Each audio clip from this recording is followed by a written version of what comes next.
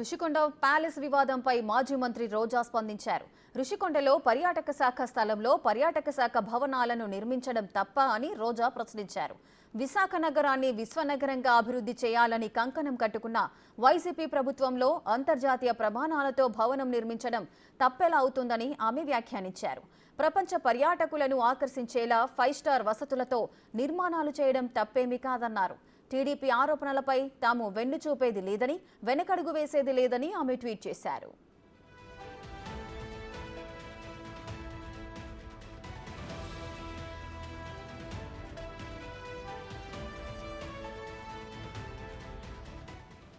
రోజా tweet పై అదే స్థాయిలో Nagari MLA గాలి భానుప్రకాష్ సెటైర్లు వేశారు. మళ్లీ తెరపైకి రోజా బెంజ్ కారు విషయాన్ని ఆయన ప్రస్తావించారు.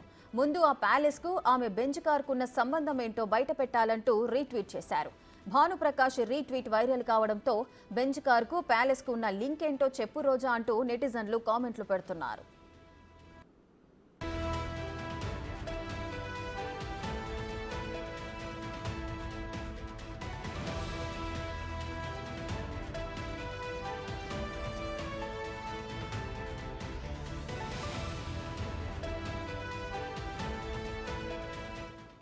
మరింత సమాచారం మా ప్రతినిధి దామోదర్ అందిస్తారు. దామోదర్, రుషికొండ భవనాలకు సంబంధించి రోజా ఒక ట్వీట్ చేశారు. ఆ ట్వీట్ కి సంబంధించిన పూర్తి డీటెయిల్స్ ఏంటి? రేఖ, రుషికొండలో పర్యాటక శాఖ స్థలంలో పర్యాటక శాఖ భవనాలను నిర్మించాం తప్ప విలాసవంతమైన భవనాలు నిర్మించలేదంటూ రోజా ఒక ట్వీట్ చేశారు. విశాఖ నగరాన్ని విశ్వ నగరంగా అభివృద్ధి చేయడంలో భాగంగానే ఈ విధంగా అంతర్జాతీయ ప్రమాణాలతో 3 భవనాలు నిర్మించాం. కానీ అది కూడా పూర్తి స్థాయిలో కేంద్ర అటవీ పర్యావరణ శాఖకు సమగ్ర వివరాలు ఇచ్చి రుషికొండలో నిర్మాణాలు చేశాము. 60 ఎకరాల్లో 9.88 ఎకరాల్లో మాత్రమే ఈ నిర్మాణాలు జరుగుతున్నాయి. ఇందులో అక్రమాలు ఎక్కడున్నాయంటూ ఆమె ఒక ట్వీట్ చేశారు. అయితే దీనికి ప్రతిగా నగరి ఎమ్మెల్యే గాలి భానుప్రకాష్ మరో ట్వీట్ చేశాడు. తెరపైకి రోజా యొక్క బెంజ్ కార్ విషయాన్ని బయటికి తెచ్చాడు. నవ్విపోదురు కాక నాకేంటి సిగ్గు అన్నట్లుంది మీ వ్యవహారం.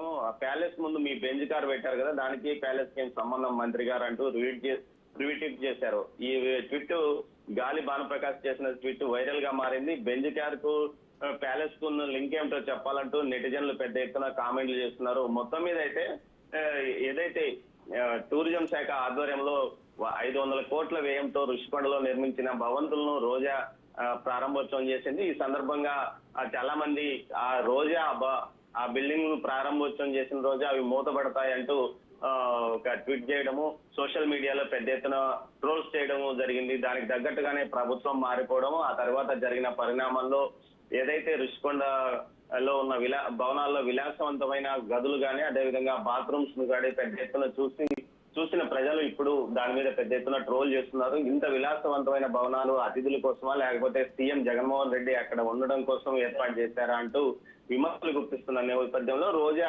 బయటికి రాకుండా ట్వీట్ చేయడం ఆమెను మరింతగా విమర్శల పాలు చేసిందని చెప్పవచ్చు. మొత్తం మీద ఈ వ్యవహారం రాష్ట్ర వ్యాప్తంగా సంచలనాత్మకంగా హాట్ టాపిక్ గా మారింది. దామోదర్, ఒకప్పుడు ఈ రుషికొండ భవనాలకు సంబంధించి కూడా రోజానే మాట్లాడారు. ఆ విజువల్స్ కూడా మనం చూసాము. అది సీఎం ముందుగా మేము పర్యాటక భవనాలు నిర్మించాలి అనుకున్నాము, కాకపోతే సీఎం అక్కడ ఉండి పని చేస్తే బాగుంటుంది కాబట్టి మాజీ సీఎం జగన్ అక్కడ ఉండి పని చేయడానికి ఆయన కోసమే నిర్మిస్తున్నామంటూ కూడా కొన్ని వ్యాఖ్యలు చేశారు. ఇప్పుడు ఈ రుషికొండ భవనాలు ఇంత వివాదాస్పదంగా మారిన నేపథ్యంలో ఇప్పుడు ఈ ట్వీట్ చేశారు. ఇంత మాట మార్చడానికి గల కారణాలేంటి?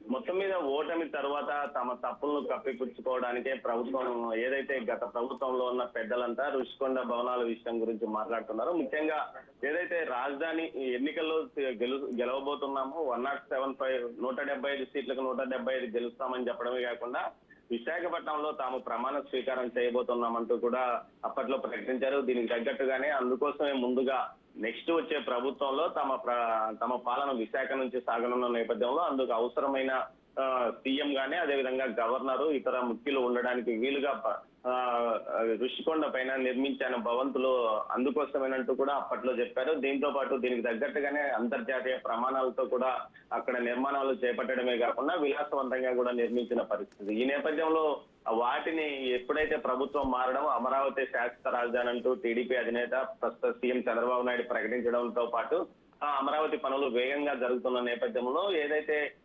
గంటా శ్రీనివాసరావు అక్కడ ఉన్న రుషికొండలోని విలాస భవనాల యొక్క లోపల ఉన్న లగ్జరీ మొత్తం బయటికి చూపించిన తర్వాతనే ఇప్పుడు మొత్తం పెద్ద ఎత్తున విమర్శలు వస్తున్న నేపథ్యంలో ఈ విషయాలు బయటపడింది. దీంతో రోజా ఏ విధంగా తన గతంలో తాను చేసిన ట్రోల్ వ్యాఖ్యలను తప్పించుకోవడానికి ఈ విధంగా మరోసారి ట్విట్టర్ ద్వారా బయటకు వచ్చింది, తన సందేశాన్ని బయట పెట్టింది. అయితే అది మరింతగా విమర్శలు పాల్గొవడంతో ఆమె ప్రతిగా ఏం మాట్లాడలేని పరిస్థితి. మొత్తం మీద అయితే రుషికొండ వివాదం అనేది టూరిజం శాఖకు పెద్ద తలనొప్పిగా మారే అవకాశం ఉంది.